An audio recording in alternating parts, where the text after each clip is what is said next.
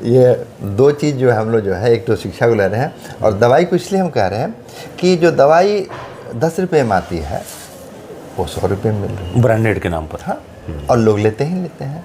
आप डॉक्टर हैं, आप हमको लिखेंगे तो हमको लेंगे। तो इसका मतलब है कि जब आप अगर मेयर बनते हैं तो सबसे पहले शिक्षा और स्वास्थ्य ये म्यूनिसिपैलिटी में, मतलब म्यूनिसिपल कॉर्पोरेशन में ही लाएंगे। ये ज़रूरत है। मैंने आप देखेंगे, हमारी अपनी बात छोड़ दीजिए, जो गरीब लोग हैं उनके बच्चे क्या कर रहे हैं,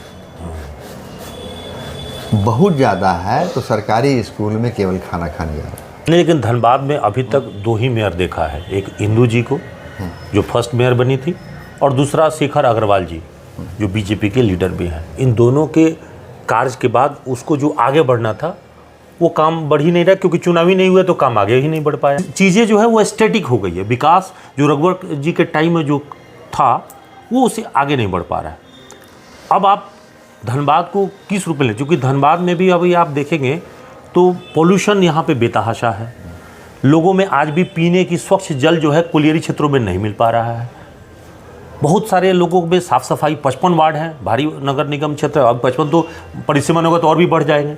आने वाले भविष्य में इसकी क्षमता और बढ़ेगी, क्योंकि आबादी भी तेज़ी से बढ़ रही है, 55 वार्ड की संख्या भी बढ़ेगी। तो अगले 50 साल में धनबाद की आबादी, उसकी नेसेसिटी, इंफ्रास्ट्रक्चर, उन सभी चीज़ों को ध्यान में रखते हुए आपके पास कोई रोड मैप है, कोई आपके पास ब्लूप्रिंट है? देखिए, किसी भी शहर की सुंदरता जो है ना, उसकी खूबसूरती जो है ना, वो नली और रोड से ही है, नाली और रोड से ही है।